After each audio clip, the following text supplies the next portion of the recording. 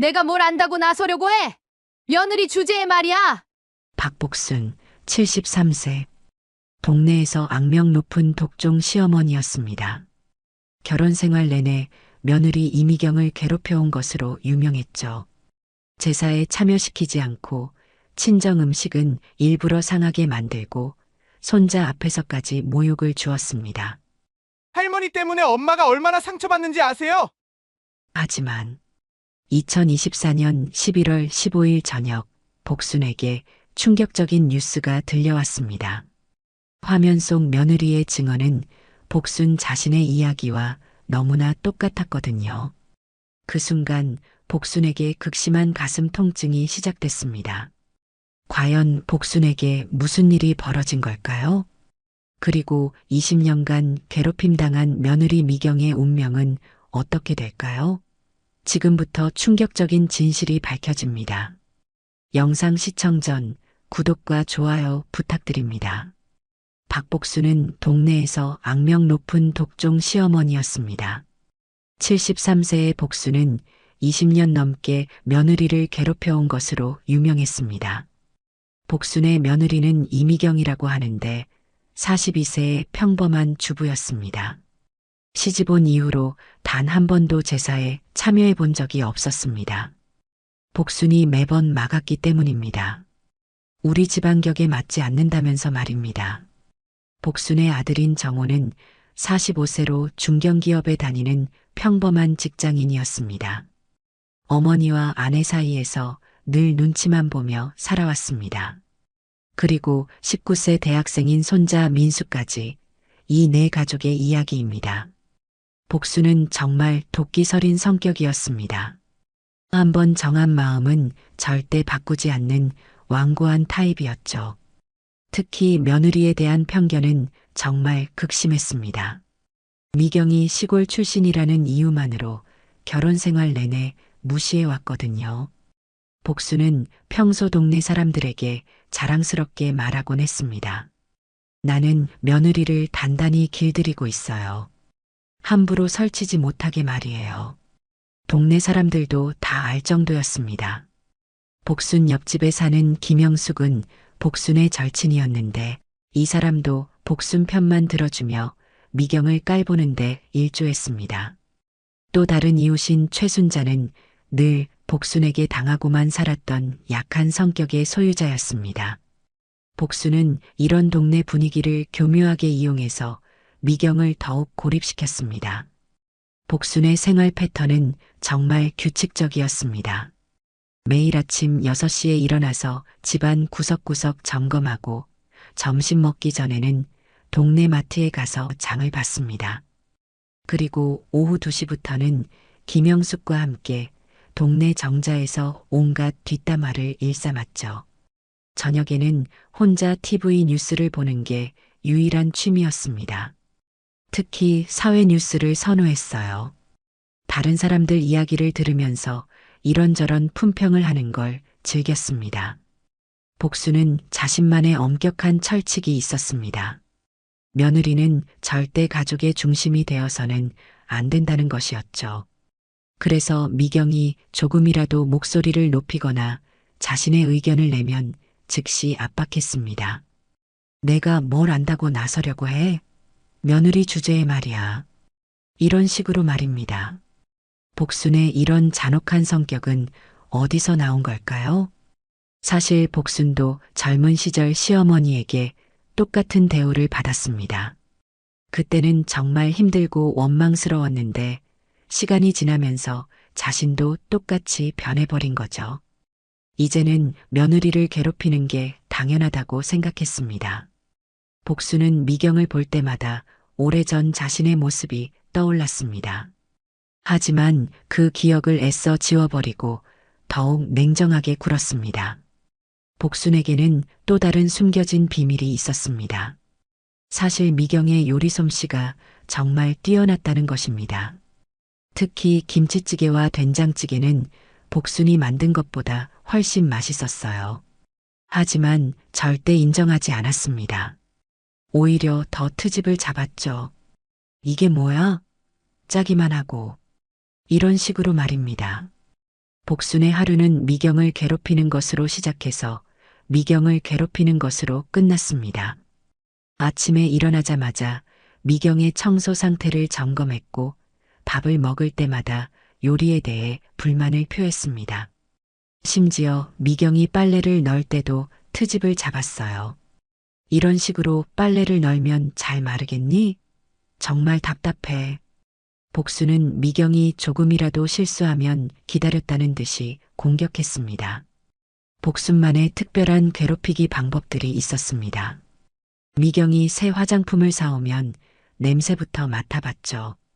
이런 독한 냄새 나는 걸 얼굴에 바르니 피부가 상할 텐데. 미경이 머리를 자르고 오면 또 다른 트집을 잡았습니다. 머리를 왜 이렇게 잘랐어? 아줌마 같아 보이네. 미경은 무엇을 해도 시어머니의 비난에서 벗어날 수 없었습니다. 복수는 특히 미경이 친구들과 만나는 것을 극도로 싫어했습니다. 며느리가 밖에서 놀 시간에 집안일이나 제대로 해. 그런 친구들과 어울리면 버릇이 나빠져. 미경은 점점 사회적 관계에서 고립되어 갔습니다. 복순의 감시는 정말 치밀했습니다. 미경이 전화를 받으면 누구와 통화하는지 귀를 기울였고 미경이 외출하면 어디 갔다 왔는지 꼬치꼬치 캐물었습니다. 마트에 갔다 와서도 영수증을 확인했죠. 이건 뭐에 쓰려고 샀어? 돈 관리를 이런 식으로 하니? 미경은 숨 쉬는 것조차 눈치를 봐야 했습니다. 복순의 며느리 괴롭히기는 미경이 시집온 첫날부터 시작됐습니다. 1999년 봄 22살의 미경이 처음 시댁문을 넘었을 때부터였죠. 복순은 미경을 보자마자 마음에 들어하지 않았습니다.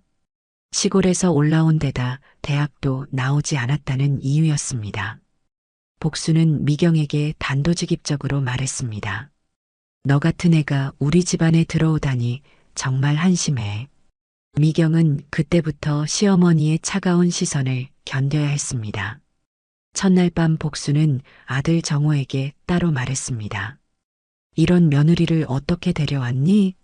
정말 창피해서 동네 사람들 얼굴을 못 들겠어. 정호는 어머니를 달래려고 했습니다. 엄마, 미경이는 착한 애예요. 시간이 지나면 엄마도 좋아하실 거예요. 하지만 복순의 마음은 이미 굳어진 상태였습니다. 절대 인정할 수 없다는 태도였죠. 복순은 동네 사람들에게도 공공연히 말했습니다. 우리 며느리는 정말 못난 게 티가 나요. 시골 출신이라 예의도 모르고 집안일도 서툴러요. 김영숙이 물었습니다. 복순아, 그럼 어떻게 할 거야? 복순은 당당하게 대답했습니다. 내가 단단히 교육시킬 거예요. 며느리 주제를 알게 말이에요. 미경이 가장 상처받았던 건 제사 때였습니다. 시집 온 지 6개월 만에 처음 맞은 기제사에서 복순은 미경에게 냉정하게 말했습니다. 너는 아직 우리 가문의 사람이 아니니까 제사상에 나오지 마라. 미경은 믿을 수 없었습니다. 저도 이제 이 집안 며느리인데요. 복순은 더욱 단호했습니다. 며느리라고 다 같은 며느리가 아니야. 너는 아직 자격이 안 돼. 미경은 눈물을 삼키며 방에서 혼자 기다려야 했습니다. 제사상 차리는 소리, 가족들이 모여서 이야기하는 소리가 들려왔지만 참여할 수 없었습니다. 그 후로도 매년 제사 때마다 같은 일이 반복됐습니다. 복순은 절친인 김영숙과 함께 미경 뒷담화를 일삼았습니다. 김영숙이 물었습니다. 복순아, 며느리가 그렇게 못마땅해? 복순은 한숨을 쉬며 대답했습니다. 영수가 정말 답답해 죽겠어요.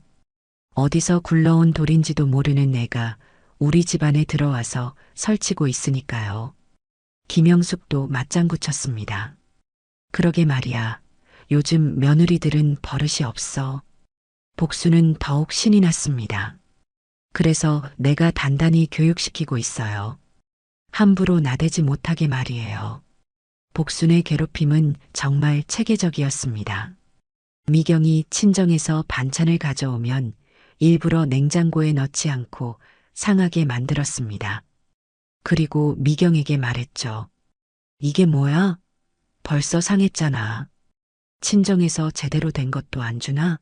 미경이 새 옷을 사오면 가격부터 물어봤습니다. 이거 얼마나 비싼 거야? 며느리 주제에 사치가 너무 심해. 이런 대화를 들은 미경은 마음이 찢어질 것 같았습니다. 하지만 참을 수밖에 없었습니다. 시집살이가 원래 이런 거라고 생각했거든요. 복수는 심지어 손자 민수 앞에서도 미경을 무시했습니다. 민수가 어릴 때 복수는 자주 말했습니다. 민수야, 너희 엄마는 우리 가문과 격이 달라. 그러니까 너는 할머니 말을 더 잘 들어야 해. 민수는 어린 마음에도 뭔가 이상하다고 느꼈지만 할머니 말에 따를 수밖에 없었습니다. 복순의 괴롭힘은 갈수록 극심해졌습니다. 명절 때면 미경을 친정으로 보내버렸습니다. 우리 집안 행사에 낄 자격이 없다면서요. 미경은 명절마다 친정에서 혼자 쓸쓸히 보내야 했습니다. 친정 부모님은 딸의 처지를 안쓰러워했지만 어쩔 수 없었습니다. 시집살이가 원래 그런 거라며 참으라고 할 뿐이었죠. 복순의 가혹함은 여기서 끝나지 않았습니다. 미경이 감기에 걸려 열이 나도 병원에 가지 못하게 했어요. 며느리 주제에 몸 관리도 제대로 못하면서 병원은 무슨 병원이야? 이런 식으로 말했죠. 미경은 열이 40도까지 올라가도 참아야 했습니다. 정호가 아내를 걱정해서 병원에 데려가려고 하면 복수는 더욱 화를 냈어요. 내가 그렇게 하니까 며느리가 버릇없이 굴지. 그냥 두면 알아서 낫는다고. 결국 미경은 3일 동안 고열에 시달리다가 응급실에 실려가기도 했습니다. 복수는 미경의 모든 생활을 통제하려고 했습니다. 미경이 TV 채널을 돌리려고 하면 며느리가 뭘 보려고 해? 나 먼저 물어봐야지. 미경이 음악을 들으려고 하면 시끄럽다고 꾸짖었습니다. 이런 소음을 왜 내는 거야? 조용히 살아야지. 미경은 자신만의 시간조차 가질 수 없었습니다. 복순의 심리적 압박은 더욱 정교했습니다. 미경이 웃고 있으면 뭐가 그렇게 좋아서 웃냐고 했고 우울해 보이면 왜 그렇게 시무룩하냐고 했습니다.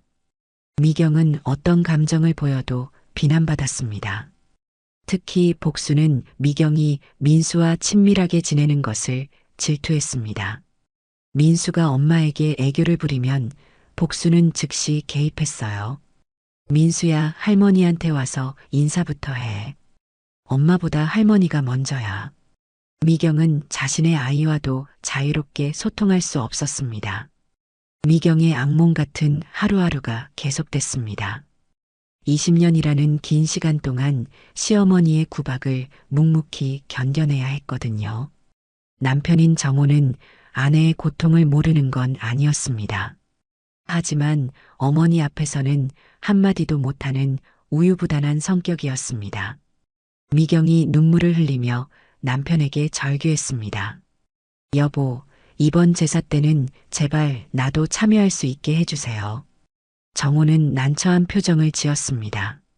여보, 엄마 성격 알잖아. 한번 정하신 건 절대 안 바뀌어. 미경은 답답했습니다. 그럼 언제까지 이렇게 살아야 하는 거예요? 나도 이 집안의 며느리인데 왜 제사상에도 못 나가는 거죠? 정호는 한숨만 쉬었습니다. 조금만 참아. 시간이 지나면 엄마도 마음이 바뀔 거야. 하지만 세월이 흘러도 복순의 마음은 전혀 바뀌지 않았습니다. 오히려 더 완고해졌어요. 미경은 친구들에게도 털어놓지 못했습니다.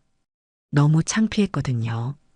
아직도 제사에 참여 못하는 며느리가 있다니 말이에요.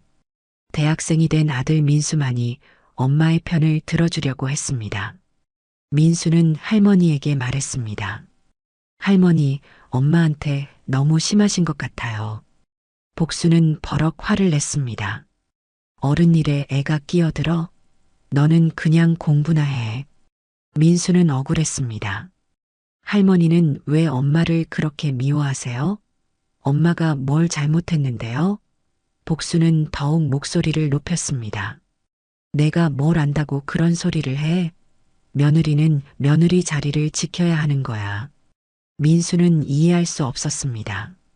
도대체 며느리 자리가 뭔데요? 엄마도 이 집안 사람 아니에요? 복수는 화가 치밀어 올랐습니다. 이 녀석이 정말 할머니한테 대드는 것 봐. 다 내 엄마가 잘못 가르친 거야. 민수는 더 이상 참을 수 없었습니다. 할머니가 잘못 생각하고 계세요.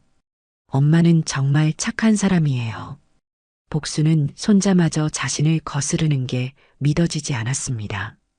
이런 집안 분위기 때문에 미경은 늘 위축돼 있었습니다. 집에서도 눈치를 보며 살아야 했고 동네에서도 고개를 들고 다니기 어려웠습니다. 특히 김영숙을 마주칠 때면 더욱 움츠러들었어요. 김영숙은 복순과 함께 미경을 무시하는데 앞장섰거든요. 미경의 하루는 정말 지옥 같았습니다. 새벽 5시에 일어나서 복순의 아침밥을 준비해야 했고 복순이 먹은 후에야 자신과 가족들 식사를 할 수 있었습니다. 하지만 복순은 미경이 만든 음식에 대해 늘 불만이었어요. 이게 뭐야? 맛이 없어. 이런 걸로 밥이라고 차렸다고? 미경은 말없이 참았습니다. 화장실 청소도 미경의 몫이었습니다. 복수는 미경이 청소한 후에도 다시 한번 점검했어요. 구석구석 제대로 안 닦았네. 이런 식으로 청소하면 되겠어? 미경은 다시 청소를 해야 했습니다. 복순의 괴롭힘은 계절을 가리지 않았습니다. 여름에는 에어컨을 켜지 못하게 했어요. 며느리 주제에 사치가 심해. 부채났어. 겨울에는 난방비를 아끼라며 보일러를 틀지 못하게 했습니다. 미경은 추위에 떨면서도 참아야 했어요. 미경이 가장 힘들어했던 건 아이 교육 문제였습니다. 민수가 어릴 때 복수는 자주 간섭했어요. 이런 식으로 가르치면 애가 망가져. 내가 뭘 안다고 애 교육을 해? 미경은 자신의 아이조차 마음대로 가르칠 수 없었습니다. 민수가 성적이 떨어지면 복수는 미경을 탓했어요. 다 내가 제대로 챙기지 않아서 그래. 할머니가 봐줘야 애가 공부를 제대로 하지. 이런 상황이 오랜 세월 계속됐습니다. 미경은 때로는 이혼을 생각하기도 했어요. 하지만 아이 때문에 참았습니다. 민수가 성인이 되면서 상황은 조금씩 바뀌기 시작했습니다. 민수가 할머니의 행동을 이상하게 생각하기 시작한 거죠. 복수는 미경의 개인적인 물건들도 함부로 뒤져봤습니다. 미경의 옷장을 열어보고는 이런 옷들을 왜 사놨어? 며느리가 이런 걸 입어도 되나? 미경의 화장대 서랍도 마찬가지였습니다. 이런 비싼 화장품들은 뭐야? 돈을 어디다 쓰는 거야? 미경은 사생활이라는 게 전혀 없었습니다. 복순의 감시는 미경의 일거수일투족까지 확인하는 수준이었습니다. 미경이 몇 시에 어디서 뭘 했는지 모두 체크했어요. 마트에 다녀오면 영수증을 확인하고 친구와 만났다고 하면 누구와 어디서 뭘 했는지 꼬치꼬치 캐물었습니다. 왜 그렇게 늦게 왔어? 친구들과 뭘 그렇게 할 얘기가 많아? 미경은 마치 감시받는 죄인 같은 기분이었습니다. 복순의 심리적 압박 중에서 가장 심한 건 미경의 친정을 무시하는 것이었습니다. 미경의 부모님이 오시면 복순은 대놓고 무시했어요. 시골 사람들은 예의가 없어. 이런 식으로 키우니까 딸도 그렇지. 미경은 부모님께 죄송한 마음뿐이었습니다. 부모님도 딸의 처지를 아시면서도 어쩔 수 없어 하셨죠. 복순의 잔인함은 미경의 건강에도 영향을 미쳤습니다. 미경이 스트레스로 위험에 걸렸을 때도 복순은 전혀 배려하지 않았어요. 위가 아프다고 하면서 밥도 제대로 안 먹고 꾀병 부리지 마. 미경은 위가 쓰려도 참고 집안일을 해야 했습니다. 더 충격적인 건 복순이 미경의 친구들과의 만남을 방해한 것이었습니다.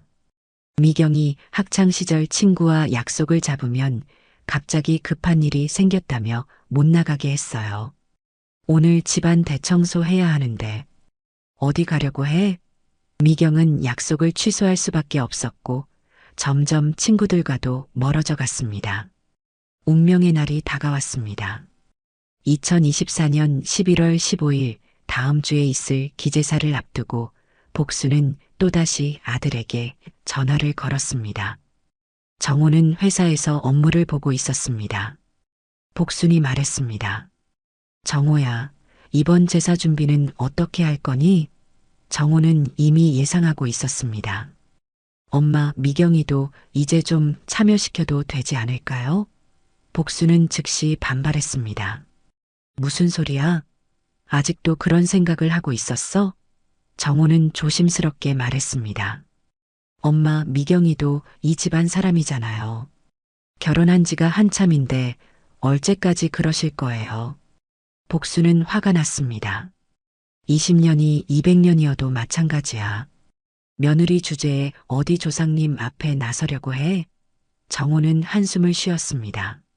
엄마, 요즘 시대가 많이 바뀌었어요. 복수는 더욱 목소리를 높였습니다. 시대가 바뀌어도 예의는 안 바뀌어. 이번에도 며느리는 빼고 하자. 정호는 더 이상 말할 수 없었습니다. 알겠습니다, 엄마. 복수는 만족스러워했습니다. 그래, 역시 내 아들이야. 전화를 끊고 복수는 거실로 나왔습니다. 마침 민수가 공부를 하다가 나와 있었습니다. 민수는 할머니와 아빠의 통화를 엿들었거든요. 민수가 말했습니다. 할머니, 이제 그만하세요. 복수는 손자가 자신에게 대드는 게 믿어지지 않았습니다. 뭐라고 했니? 민수는 용기를 냈습니다. 할머니 때문에 엄마가 얼마나 상처받는지 아세요? 복수는 버럭 화를 냈습니다. 내가 뭘 안다고 그런 소리를 해? 민수는 물러서지 않았습니다. 할머니가 너무 심하세요. 엄마도 이 집안 사람이에요. 복수는 손자마저 자신을 거스르는 게 분했습니다. 이 녀석이 정말 할머니한테 이런 식으로 나와? 민수는 더욱 목소리를 높였습니다. 할머니 때문에 우리 가족이 얼마나 힘든지 모르시는군요. 복수는 손자의 말에 충격을 받았습니다. 뭐라고? 내가 지금 할머니한테 뭐라고 한 거야? 민수는 더 이상 참을 수 없었습니다. 할머니가 엄마를 괴롭히는 걸 더 이상 못 봐주겠어요. 복수는 화가 치밀어 올랐습니다. 이런 버릇없는 녀석, 다 내 엄마가 잘못 가르친 거야. 민수는 방으로 들어가며 말했습니다. 할머니가 잘못 생각하고 계세요. 복수는 혼자 남겨져서 더욱 화가 났습니다. 손자까지 자신을 무시하다니 정말 참을 수 없는 일이었어요. 복수는 김영숙에게 전화를 걸었습니다. 영숙아, 정말 화가 나서 미치겠어. 김영숙이 물었습니다. 무슨 일이야, 복수나? 복수는 하소연했습니다. 손자까지 나한테 대들어. 다 며느리가 부추긴 거야. 김영숙은 복순의 편을 들었습니다. 요즘 젊은 애들이 버릇이 없어. 복순아, 너무 스트레스 받지 마. 복수는 계속 푸념했습니다. 내가 이 집안을 위해서 얼마나 고생했는데 아무도 알아주지 않아. 김영숙이 위로했습니다. 내가 다 알아. 복순이가 얼마나 힘든지 말이야. 복수는 조금 진정됐지만 여전히 화가 나 있었습니다. 그래도 며느리는 절대 제사에 못 나와. 내가 살아있는 한 그런 일은 없을 거야. 전화를 끊고 복수는 더욱 단단히 마음먹었습니다. 절대 굽히지 않겠다고 말이에요. 복수는 이런 생각을 하면서 거실 소파에 앉았습니다. 평소처럼 TV를 켜려고 했죠. 뉴스를 보면서 마음을 달래려고 했습니다. 복수는 김영숙과의 통화 후에도 계속 화가 나 있었습니다. 손자가 자신에게 대들었다는 게 믿어지지 않았어요. 민수가 어릴 때는 그렇게 말을 잘 들었는데 이제는 완전히 달라져 있었습니다. 복수는 이 모든 게 미경 때문이라고 생각했습니다. 며느리가 손자를 부추겨서 할머니를 무시하게 만든 거라고 확신했어요. 복순의 분노는 더욱 커져만 갔습니다. 자신이 이 집안에서 무시당하고 있다는 생각이 들었거든요. 그동안 며느리를 단단히 교육시켜 왔는데 이제는 손자까지 자신을 거스른다니 정말 화가 났습니다. 복수는 동네 사람들에게 이 일을 어떻게 설명해야 할지 걱정됐습니다. 자신의 권위가 무너지는 것 같았어요. 복수는 거실을 서성이며 계속 중얼거렸습니다. 이런 식으로 되면 안 되는데 내가 뭔가 대책을 세워야 해. 하지만 어떤 대책을 세울지 막막했습니다. 복수는 자신만의 방식으로 가족을 통제해 왔는데 이제 그 방식이 통하지 않는 것 같았어요. 특히 민수가 성인이 되면서 자신만의 생각을 갖기 시작한 게 문제였습니다. 복수는 민수를 다시 자신 편으로 만들어야 한다고 생각했습니다. 손자가 할머니를 무시하면 안 되잖아요. 복수는 민수와 따로 대화를 해봐야겠다고 마음먹었습니다. 하지만 어떻게 설득할지 고민이었어요. 복수는 자신이 옳다고 확신했지만 다른 사람들은 왜 자신을 이해하지 못하는지 답답했습니다. 특히 민수가 대학에 다니면서 새로운 생각들을 접하게 된 것을 못마땅해 했습니다. 요즘 대학에서는 어떤 걸 가르치는지 모르겠어. 젊은 애들이 어른을 무시하는 법을 배우나 봐. 복수는 민수의 변화를 받아들일 수 없었습니다. 자신이 지금까지 쌓아온 가족 내 위계 질서가 흔들리고 있다고 느꼈거든요. 복수는 이 상황을 되돌리기 위해 더욱 강압적인 방법을 써야 한다고 생각했습니다. 하지만 구체적으로 어떻게 해야 할지는 모르겠었어요. 복순의 마음은 점점 더 복잡해졌습니다. 한편으로는 화가 났지만 다른 한편으로는 불안했습니다. 자신의 권위가 무너지면 이 집안에서 자신의 입지는 어떻게 될까요? 복수는 이런 걱정에 사로잡혀 있었습니다. 화가 난 복수는 혼자 거실에 남겨졌습니다. 손자마저 자신을 거스르는 게 정말 분했습니다. 복수는 TV 리모컨을 집어들고 채널을 돌렸습니다. 평소처럼 뉴스를 보려고 했거든요. 시간은 저녁 8시, SBS 뉴스가 시작되고 있었습니다. 복수는 소파에 앉아서 뉴스에 집중했습니다. 평소 뉴스 보는 게 유일한 취미였거든요. 특히 사회 뉴스를 좋아했습니다. 다른 사람들 이야기를 들으면서 이런저런 평가를 하는 걸 즐겼습니다. 복수는 뉴스를 보면서 늘 중얼거렸어요. 요즘 세상이 어떻게 돌아가나? 정말 개탄스러워. 이런 식으로 말이죠.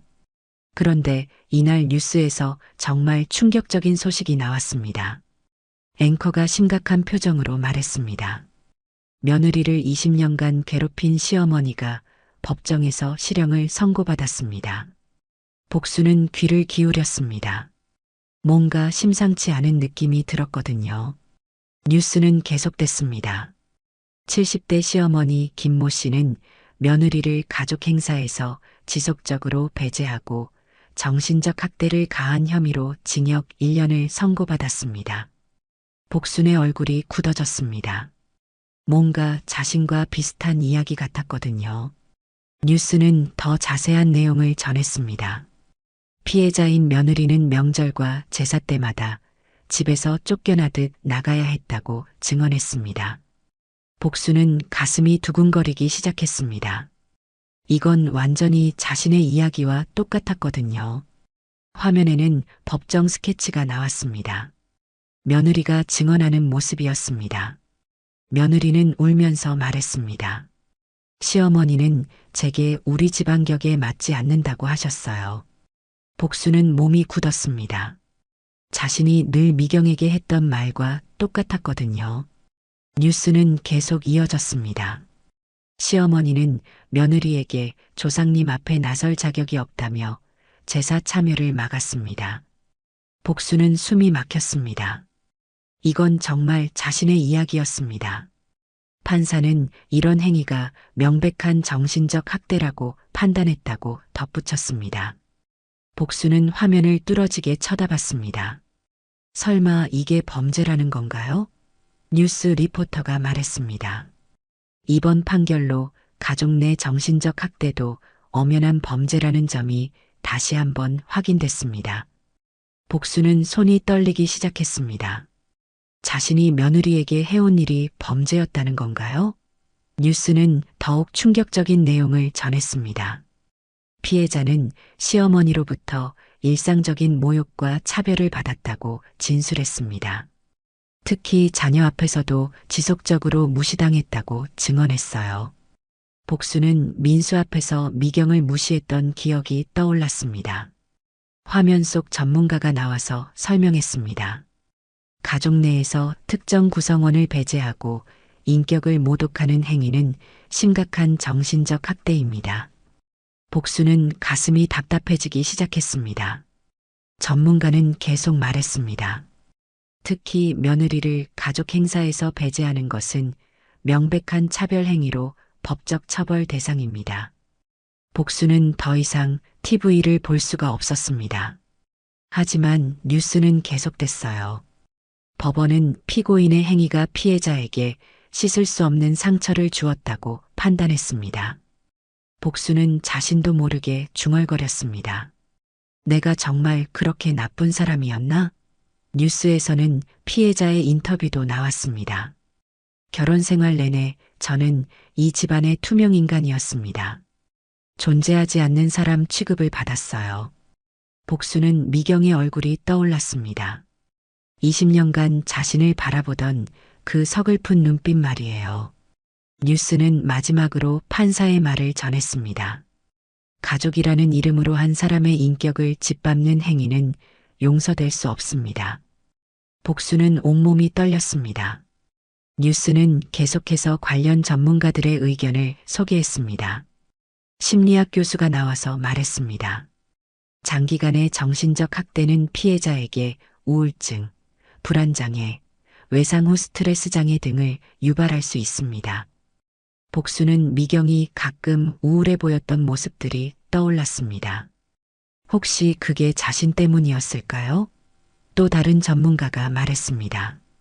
가족 내 학대는 은밀하게 이루어지기 때문에 발견하기 어렵지만 그 피해는 신체적 폭력만큼이나 심각합니다.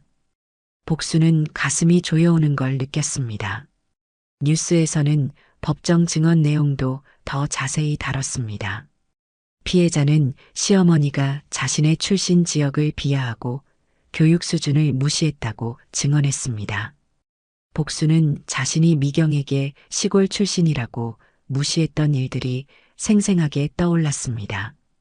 또한 피해자는 자신의 요리나 집안일에 대해서도 지속적으로 비난받았다고 말했습니다. 복수는 미경의 요리를 트집 잡았던 기억이 났습니다. 사실 미경의 요리가 더 맛있다는 걸 알고 있었는데도 말이죠. 뉴스는 더욱 구체적인 사례들을 소개했습니다. 피해자는 병원에 가는 것조차 제지당했다고 증언했습니다. 또한 친구들과의 만남도 금지당했으며 개인적인 물건들도 함부로 뒤져졌다고 말했어요. 복수는 자신이 미경에게 했던 모든 행동들이 뉴스에 그대로 나오는 것 같아서 충격을 받았습니다. 복순의 머릿속이 하얘졌습니다. 뉴스에서 나온 내용이 자신의 행동과 너무나 정확히 일치했거든요. 화면 속 며느리의 증언이 계속 이어졌습니다. 저는 아이들 앞에서도 모욕을 당했습니다. 시어머니는 제가 시골 출신이라며 무시했어요. 복수는 가슴이 답답해졌습니다. 이건 완전히 자신이 미경에게 했던 말들이었거든요. 며느리는 또 말했습니다. 결혼 후 지금까지 한 번도 제사에 참여하지 못했어요. 마치 이 집안 사람이 아닌 것처럼 취급받았습니다. 복수는 목이 메었습니다. 자신도 그동안 미경을 제사에서 배제시켰거든요. 순간 20년간의 모든 기억이 스쳐 지나갔습니다. 미경이 눈물을 흘리며 방에 들어가던 모습, 명절 때마다 친정으로 쫓겨나던 모습, 손자 앞에서 무시당하던 모습들이 파노라마처럼 펼쳐졌습니다. 복수는 중얼거렸습니다. 이게 정말 내 얘기인가? 뉴스에서 판사의 판결문이 나왔습니다. 피고는 며느리의 인격을 무시하고 가족 구성원으로서의 권리를 박탈했습니다. 복수는 온몸이 떨렸습니다. 자신이 정말 범죄자였다는 건가요? 화면에는 전문가 인터뷰가 나왔습니다. 교수가 말했습니다. 가족 내 정신적 학대는 신체적 폭력만큼이나 심각한 범죄입니다. 복수는 숨이 가빠졌습니다. 가슴이 조여오기 시작했어요. 전문가는 계속 말했습니다. 특히 며느리를 가족에서 배제하는 행위는 명백한 인권 침해입니다. 복수는 가슴을 움켜쥐었습니다. 자신이 해온 일이 인권 침해였다는 건가요? 뉴스는 마지막으로 피해자의 말을 전했습니다. 이제라도 잘못을 인정받아서 다행입니다. 앞으로는 당당하게 살 수 있을 것 같아요. 복수는 미경의 얼굴이 떠올랐습니다. 그동안 자신을 원망스럽게 바라보던 그 눈빛 말이에요. 그 순간 복수는 깨달았습니다. 자신이 얼마나 잔인한 일을 해왔는지를 말이에요.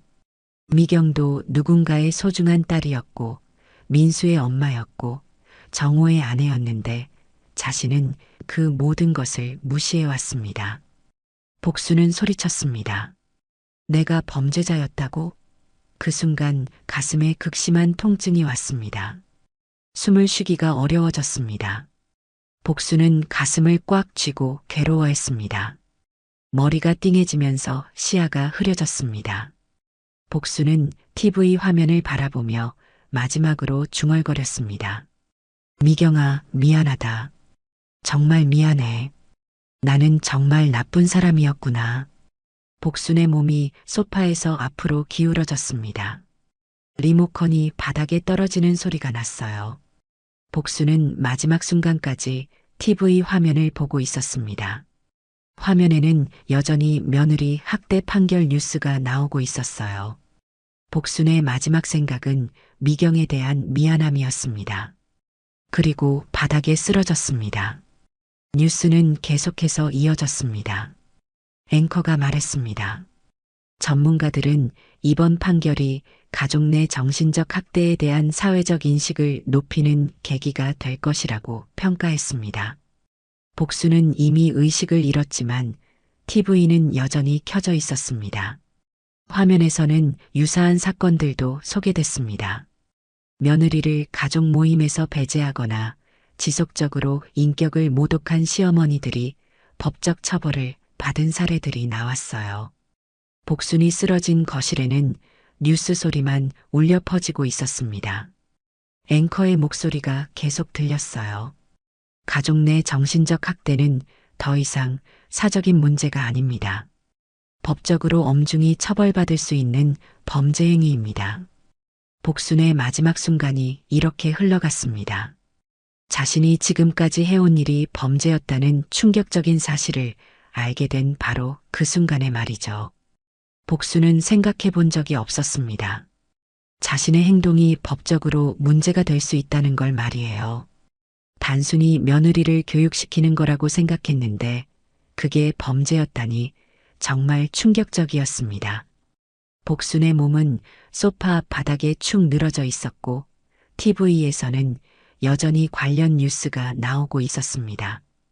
뉴스에서는 마지막으로 가족 내 정신적 학대 예방을 위한 방안들도 소개했습니다. 전문가는 말했습니다. 가족 구성원 모두가 서로를 존중하고 특정 인물을 배제하지 않는 것이 중요합니다. 특히 시어머니와 며느리 관계에서는 상호 이해와 배려가 필요하다고 강조했어요. 복수는 이미 들을 수 없었지만 이런 메시지들이 거실에 계속 흘러나오고 있었습니다. 30분 후 정호가 집에 돌아왔습니다. 평소보다 일찍 퇴근한 거였습니다. 어머니와 아들이 싸웠다는 얘기를 들었거든요. 정호는 현관문을 열고 들어왔습니다. 엄마, 저 왔습니다. 하지만 대답이 없었습니다. 정호는 이상하다고 생각했습니다. 평소 복수는 아들이 오면 바로 나와서 반겼거든요. 정호가 거실로 들어가 보니 충격적인 광경이 펼쳐져 있었습니다. 복순이 소파 앞 바닥에 쓰러져 있었거든요. 정호는 깜짝 놀라서 소리쳤습니다. 엄마 괜찮으세요? 복수는 의식을 잃은 상태였습니다. 정호는 급히 119에 신고했습니다. 119입니다. 저희 어머니가 쓰러지셨어요. 빨리 와주세요. 그때 민수가 방에서 나왔습니다. 아빠, 무슨 일이에요? 정호는 말했습니다. 할머니가 쓰러지셨어. 빨리 엄마한테 연락해. 민수는 급히 미경에게 전화를 걸었습니다. 엄마, 할머니가 쓰러지셨어요. 빨리 와요. 미경은 마트에서 장을 보고 있었는데 급히 집으로 달려왔습니다. 정호는 복순을 확인해 봤습니다. 맥박이 느껴지지 않았습니다. 숨도 쉬지 않고 있었어요. 정호는 심폐소생술을 시도했습니다. 하지만 반응이 없었습니다. 그때 TV가 여전히 켜져 있다는 걸 알았습니다. 화면에는 아직도 며느리 학대 관련 뉴스가 나오고 있었습니다. 정호는 이상했습니다. 어머니가 이런 뉴스를 보다가 쓰러진 건가요? 곧 구급차가 도착했습니다. 응급요원들이 복순을 확인해 봤습니다. 응급요원이 말했습니다. 이미 심정지 상태입니다. 병원으로 이송하겠습니다. 정호와 민수는 구급차를 따라 병원으로 갔습니다. 미경도 급히 병원으로 향했습니다. 병원에 도착해서 응급실로 들어갔지만 이미 늦었습니다. 의사가 나와서 말했습니다. 유가족이신가요? 정호가 대답했습니다. 네, 아들입니다. 의사는 안타까운 표정을 지었습니다. 급성 심근경색으로 보입니다. 이미 돌아가셨습니다. 정호는 주저앉았습니다. 그럴 리가 없어요. 아까까지 멀쩡하셨는데요. 의사가 말했습니다. 극도의 스트레스나 충격이 원인일 수 있습니다. 미경이 병원에 도착했을 때는 이미 모든 게 끝난 후였습니다. 미경은 복잡한 심정이었습니다. 지금까지 자신을 괴롭혔던 시어머니였지만 갑작스러운 죽음 앞에서는 서글픔이 밀려왔어요. 민수가 엄마를 위로했습니다. 엄마, 괜찮아요. 이제 엄마도 편해지실 수 있어요. 하지만 미경은 마음이 편하지 않았습니다. 복순과 화해할 기회도 없이 이별하게 됐거든요. 정호는 어머니의 갑작스러운 죽음을 받아들이기 어려워했습니다. 정말 건강하셨는데 왜 갑자기 이런 일이? 의사는 설명했습니다. 고령에다 스트레스가 겹치면 이런 일이 생길 수 있어요. 특별한 충격을 받으셨을 가능성이 높습니다. 정호는 집에서 본 뉴스를 떠올렸습니다. 혹시 그 뉴스 때문일까요? 하지만 확실하지는 않았어요. 장례 준비를 하면서 가족들은 각자 다른 생각을 했습니다. 정호는 어머니에 대한 그리움과 미안함을, 민수는 할머니에 대한 복잡한 감정을, 미경은 20년간의 원망과 안타까움을 느꼈습니다. 병원에서 집으로 돌아온 가족들은 복순이 쓰러진 거실을 다시 보게 됐습니다. TV는 여전히 켜져 있었고 뉴스는 계속 나오고 있었어요. 정호가 TV를 끄면서 말했습니다. 엄마가 이 뉴스를 보시다가 충격을 받으신 것 같아. 민수가 물었습니다. 무슨 뉴스였는데요? 정호가 설명했습니다. 며느리를 괴롭힌 시어머니가 법정에서 처벌받았다는 뉴스였어. 미경은 깜짝 놀랐습니다. 그런 뉴스가 나왔다고요? 정호가 고개를 끄덕였습니다. 아마 엄마가 그 뉴스를 보시고 자신의 행동을 돌아보셨을 것 같아. 그래서 충격을 받으신 거 아닐까? 미경은 복잡한 심정이었습니다. 시어머니가 마지막 순간에 자신의 잘못을 깨달았을까요? 민수가 말했습니다. 할머니도 마지막에는 후회하셨을 거예요. 가족들은 복순의 갑작스러운 죽음의 원인에 대해 각자 나름의 해석을 했습니다. 하지만 확실한 건 복순이 뉴스를 보다가 큰 충격을 받았다는 것이었어요. 정호는 어머니의 마지막 순간을 상상하며 안타까워했습니다. 혼자서 얼마나 괴로우셨을까? 미경은 시어머니에 대한 원망과 연민이 복잡하게 얽혀 있었습니다. 오랜 세월 괴롭힘을 당했지만 마지막에 혼자 쓰러지신 걸 생각하니 마음이 아팠어요. 장례식장에서 복순의 지인들이 하나둘 찾아왔습니다. 김영숙도 와서 미경에게 말했습니다. 미경 씨, 복순이가 마지막에 많이 괴로워했을 거예요. 아마 자신이 잘못했다는 걸 깨달았을 것 같아. 미경은 고개만 끄덕였습니다. 최순자도 찾아와서 조의를 표했습니다. 복순 씨가 너무 갑작스럽게 가셨네요. 미경 씨가 많이 힘드시겠어요. 동네 사람들은 복순의 갑작스러운 죽음에 모두 놀라워했습니다. 그렇게 건강해 보였는데 하루아침에 세상을 떠나다니 정말 안타깝다는 반응이었어요. 하지만 몇몇 사람들은 복순이 미경을 너무 심하게 대했다는 걸 알고 있었습니다. 그래서 복순의 죽음에 대해 복잡한 감정을 갖고 있었어요. 장례식 당일 정말 많은 사람들이 찾아왔습니다. 복순이 동네에서 나름대로 알려진 인물이었거든요. 하지만 사람들의 반응은 조금씩 달랐습니다. 어떤 사람들은 진심으로 애도하는 모습이었고 어떤 사람들은 형식적으로 참석한 것 같았어요. 미경은 상주로서 조문객들을 맞이했습니다. 자신을 괴롭혔던 시어머니의 상주가 된다는 게 참 아이러니했어요. 하지만 미경은 최선을 다해 장례를 치렀습니다. 복순에 대한 원망은 있었지만 마지막만큼은 제대로 보내드리고 싶었거든요. 민수는 엄마를 도와서 장례 준비를 했습니다. 할머니와의 갈등이 있었지만 그래도 할머니였으니까요. 정호는 어머니를 잃은 슬픔에 빠져 있었습니다. 아무리 완고하고 고집스러운 분이셨지만 자신을 키워주신 어머니였거든요. 장례를 치르는 3일 동안 가족들은 각자의 방식으로 복순을 그리워했습니다. 미경은 시어머니에 대한 복잡한 감정들을 정리하려고 노력했어요. 그동안의 원망과 마지막 순간의 안타까움이 뒤섞여 있었거든요. 복순의 갑작스러운 죽음으로 온 집안이 혼란에 빠졌습니다. 장례 준비를 하는 과정에서 놀라운 일이 벌어졌습니다. 정호가 어머니 방을 정리하다가 책상 서랍 깊숙이에서 낡은 일기장을 발견한 거였습니다. 평소 복순이 일기를 쓴다는 걸 전혀 몰랐던 정호는 궁금해서 조심스럽게 펼쳐봤습니다. 가장 최근 날짜부터 거슬러 올라가며 읽어보니 충격적인 내용들이 빼곡히 적혀 있었습니다. 뉴스를 본 바로 그날 오후에 쓴 마지막 일기가 가장 절절했습니다. 오늘 아침 미경이가 해준 된장찌개가 정말 맛있었다. 사실 내 것보다 훨씬 맛있다는 걸 알고 있었다. 그런데 왜 그동안 인정하지 못했을까? 20년간 이런 좋은 며느리를 두고도 나는 뭘 한 거지? 오늘은 꼭 미경이에게 사과해야겠다. 더 이상 미룰 수 없다. 며칠 전 일기에는 이런 내용이 있었습니다.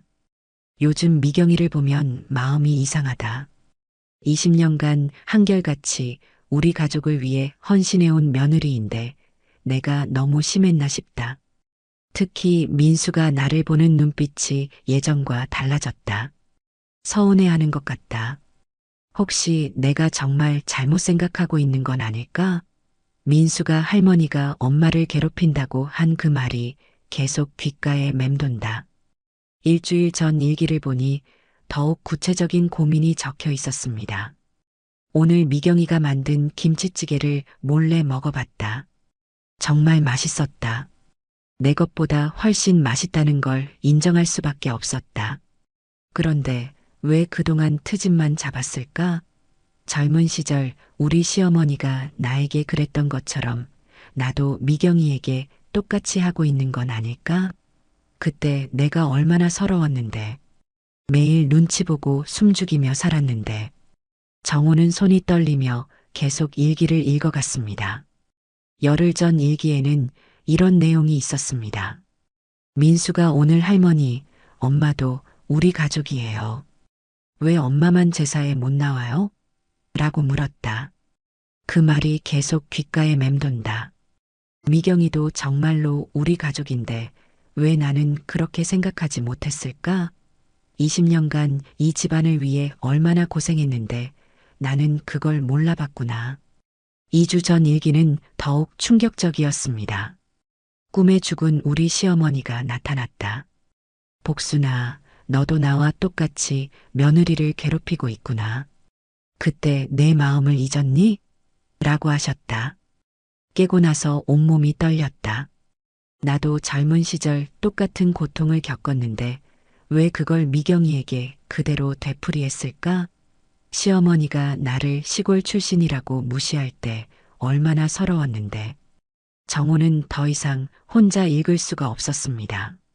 아내를 불렀습니다. 여보, 이것 좀 봐. 엄마 일기야. 정말 충격적인 내용이 있어. 미경은 조심스럽게 일기장을 받아들었습니다. 시어머니가 이런 마음의 변화를 겪고 계셨다는 게 믿어지지 않았거든요. 미경이 읽은 한 달 전 일기는 더욱 절절했습니다. 미경이가 아파서 열이 날 때도 혼자 약국에 가서 약을 사 먹더라. 며느리가 아프면 시어머니가 챙겨줘야 하는 건 아닐까? 그런데 나는 오히려 꾀병 부린다고 생각했다. 정말 나쁜 시어머니였구나. 미경이 친정 어머니가 돌아가셨을 때도 나는 왜 그렇게 차갑게 굴었을까? 또 다른 일기에는 이런 내용이 있었습니다. 미경이가 민수 도시락을 매일 새벽에 싸주는 걸 봤다. 20년간 한 번도 거르지 않고 정성껏 싸주었구나. 나는 그런 걸 당연하다고 생각했는데 정말 고마운 일이었다. 미경이 없었다면 우리 집안이 어떻게 됐을까? 미경은 일기를 읽으며 눈물을 흘렸습니다. 시어머니의 솔직한 고백이 가슴을 파고들었거든요. 특히 가장 최근 일기의 마지막 부분이 가장 감동적이었습니다. 미경아, 정말 미안하다. 내가 너무 고집스럽고 어리석었다. 내가 얼마나 좋은 며느리인지, 얼마나 훌륭한 엄마이자 아내인지 이제야 안다. 내 요리도, 내 성격도, 내가 우리 가족을 위해 하는 모든 것들이 정말 고맙다. 일기는 계속 이어졌습니다. 내일은 꼭 용기를 내서 내게 직접 사과해야겠다. 20년이나 늦었지만 이제라도 제대로 된 시어머니가 되고 싶다. 앞으로는 내가 당당히 제사를 지내주길 바란다. 내가 이 집안의 진짜 기둥이니까. 민수에게도 미안하다. 할머니가 엄마를 괴롭히는 걸 보여줘서 말이야. 민수가 다가와서 할머니의 일기를 읽어봤습니다. 할머니가 진심으로 후회하고 계셨네요. 엄마, 할머니도 마지막에는 모든 걸 깨달으신 것 같아요. 그 뉴스가 마지막 충격을 준 거겠지만 이미 마음은 많이 바뀌셨던 거네요. 미경은 눈물을 닦으며 말했습니다. 어머니께서 저를 미워하신 게 아니라 자신의 상처 때문이셨구나. 어머니도 젊은 시절 똑같은 고통을 겪으셨던 거네요. 이제 이해가 돼요. 어머니도 피해자셨던 거구나. 정호도 충격을 받았습니다. 엄마가 정말 변하려고 하셨구나. 그런데 그 뉴스를 보시고 자신이 범죄자였다는 걸 깨달으시고는 충격을 못 이기신 것 같아. 마음의 준비가 되어가던 차에 그런 충격적인 뉴스를 보시니까 장례를 치르고 난 후 첫 번째 기제사가 다가왔습니다. 이번에는 미경이 당당히 제사상을 차렸습니다. 20년 만에 처음으로 제사에 참여하는 거였습니다. 복순의 일기에 적힌 마지막 소원을 들어드리는 거였어요. 정호가 말했습니다. 여보, 엄마가 원하시던 대로 이제 당신이 이 집안을 이끌어 가세요. 미경은 복순을 위해 정성껏 제사를 지냈습니다. 어머니 마음 깊이 후회하셨다는 걸 알았어요. 저도 어머니의 아픔을 이해해요. 이제 편히 쉬세요. 제가 이 집안 잘 지켜나가겠습니다. 그 후로 동네 분위기도 완전히 바뀌었습니다. 복순의 일기 내용이 조금씩 알려지면서 사람들은 미경을 완전히 다르게 보기 시작했습니다. 김영숙은 미경에게 말했습니다. 복순 씨가 마지막에 많이 후회하셨나 봐요. 미경 씨가 정말 훌륭한 며느리였는데 우리가 다 몰라봤네요. 최순자도 미경을 만나면 말했습니다. 복순 씨 일기 얘기 들었어요. 마지막에 모든 걸 깨달으셨나 보네요. 미경 씨 고생 많이 하셨어요. 미경은 이제 당당하게 살 수 있게 됐습니다. 복순의 일기를 통해 시어머니의 진심을 알게 됐고 20년간의 상처도 조금씩 치유되기 시작했습니다. 정호도 완전히 달라져서 아내를 적극적으로 지지해 주었습니다. 여보, 정말 미안해. 내가 엄마와 당신 사이에서 제대로 중재 역할을 못했어. 가족 모두가 화목해졌습니다. 복순의 죽음은 단순한 끝이 아니라 새로운 시작이었습니다. 일기장에 담긴 진솔한 고백이 모든 것을 바꿔놓았던 거죠. 미경은 가끔 복순의 일기를 다시 읽으며 마음을 다잡았습니다. 앞으로는 자신도 며느리가 들어오면 진정한 가족으로 받아들이겠다고 다짐했어요. 20년간의 악순환을 자신에게서 끝내기로 한 것이었습니다. 복순의 마지막 깨달음이 미경에게는 소중한 교훈이 된 셈입니다. 오늘 이야기가 좋으셨다면 구독과 댓글, 알람 설정 잊지 마시고 소중한 댓글 하나가 정말 큰 힘이 됩니다. 시청해 주셔서 진심으로 감사드립니다.